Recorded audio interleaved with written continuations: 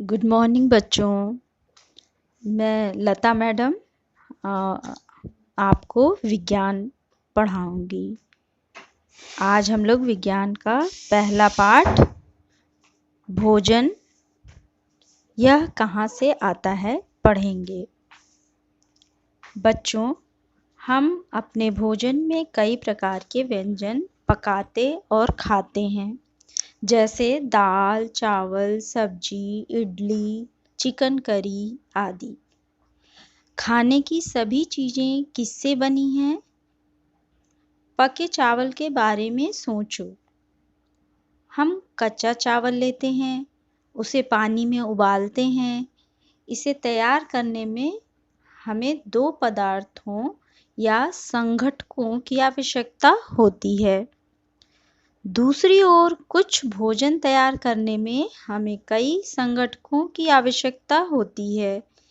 यदि हम सब्जी बनाना चाहते हैं तो हमें अलग-अलग कई प्रकार की कच्ची सब्जियों, नमक, मसाला, तेल आदि की आवश्यकता होती है।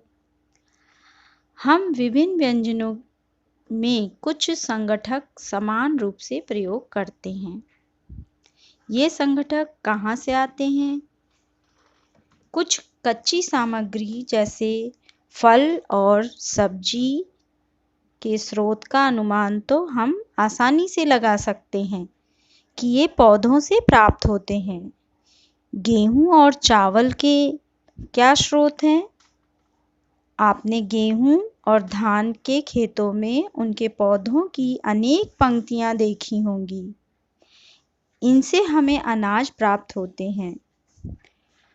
कुछ अन्य खाद्य पदार्थ जैसे दूध, अंडा, मछली, मुर्गा, झींगा, मांस आदि हमें जंतुओं से प्राप्त होते हैं। पौधे विभिन्न खाद्य संगठनों जैसे कि अन्न, सब्जी तथा फल इत्यादि के स्रोत हैं। जंतुओं से हमें दूध, मांस, अंडे तथा अन्य जांतव्य उत्पाद प्राप्त होते हैं। गाय, बकरी तथा भैंस दूध देने वाले कुछ सामान्य पशु हैं। दूध एवं दूध से बने पदार्थ जैसे कि मक्खन, क्रीम, पनीर और दही का उपयोग संसार के प्रत्येक क्षेत्र में किया जाता है। भोजन के रूप में पौधे के भाग और जंतु उत्पाद। पौधे हमारे भोजन का एक मुख्य स्रोत हैं। हम लोग पौधे के प्रत्येक भाग का उपयोग खाद्य पदार्थ के रूप में करते हैं। हम पत्तियों वाली अनेक सब्जियां खाते हैं, जैसे पालक, मेथी, धनिया, बथुआ आदि। कुछ पौधों के फलों को भोजन के रूप में खाते हैं, जैसे टमाटर, बैंगन, भिंडी आदि। कभी हम जड़, कभी तना तो कभी पुष्प भी भोजन के रूप में खाते हैं। कुछ पौधों के दो या दो से अधिक भाग भी खाने योग्य होते हैं। उदाहरण के लिए जैसे सरसों के बीज से हमें तेल प्राप्त होता है और इसकी पत्तियों का उपयोग साग बनाने के लिए किया जाता है। कुछ बीज आप अंकुरित करके भी खा सकते हैं। ये अंकुरित बीज स्वादिष्ट और पौष्टिक होते हैं और एक अच्छे अल्पाहार के रूप में इनका प्रयोग होता है। क्या आप जानते हैं कि शहद कहाँ से आता है? मधुमक्खियाँ फूलों से मकरंद यानी मीठे रस एकत्र करती हैं और इसे अपने छत्ते में भंडारित करती हैं ताकि पूरे वर्ष इनका उपयोग किया जा सके। बच्चों, ये मकरंद और रसों का एकत्र पूरे वर्ष नहीं होता है, बल्कि ये कुछ समय तक ही किया जा सकता है। इन मधुमक्खियों द्वारा जो भंडारित भोजन होता है वो शहद के रूप में प्रयोग किया जाता है। जंतु क्या खाते हैं बच्चों?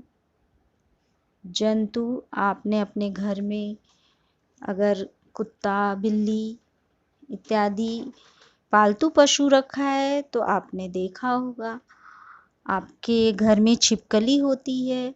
छिपकली क्या खाती है? आप ध्यान से देखिए और निरीक्षण कीजिए तो आपको पता चलेगा कि ये कीट पतंगों को खाती है। बिल्ली पाल रखा है तो बिल्ली को दूध पिलाते हैं।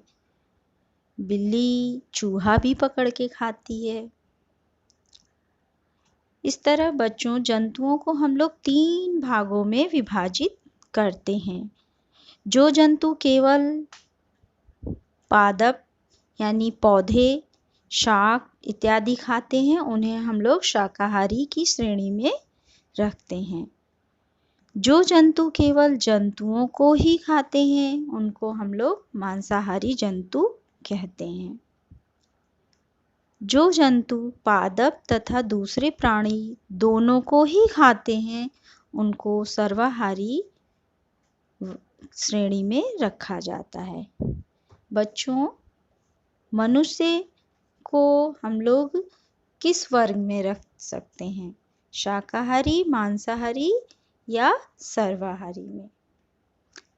मनुष्य पेड़ पौधों को भी खाता है और जंतुओं को भी खाता है, इसलिए हम लोग मनुष्यों को सर्वाहारी वर्ग में रख सकते हैं। हमें से बहुत सारे लोग ऐसे हैं जिन्हें पर्याप्त भोजन नहीं मिलता, अतः हमें ऐसे उपाय खोजने की आवश्यकता है जिनके द्वारा देश में अधिक से अधिक खाद्य उत्पादन किया जा सके। ऐसे उपाय खोजने चाहिए जिनसे सुनिश्चित हो कि यह भोजन हम में से प्रत्येक को आसानी से उपलब्ध हो सके। बच्चों, आपको पता है कि वर्तमान में जो कोविड-19 वायरस है, इसके कारण बहुत सारे लोगों को भोज्य पदार्थ नहीं मिल पा रहा है। बहुत से लोग भूखे प्यासे हैं। तो ऐसे में बच्चों, कभी भी भोजन को बर्बाद नहीं करना चाहिए। भोजन को संपूर्ण रूप से प्रयोग करना चाहिए और उन्हें फेंकना नहीं चाहिए। अच्छा बच्चों, अब मैं पाठ को समाप्त करती हूँ। मैं आपको होमवर्क के लिए कुछ प्रश्न दूंगी जिनका उत्तर आप एक कॉपी में लिख करके हमें दिखाएंगे। अगर आपको इस पाठ में कोई भी समस्या आती है, कुछ नहीं समझ में आया है, तो उसे आप हमसे पूछ सकते हैं। ठीक है बच्चों, धन्यवाद।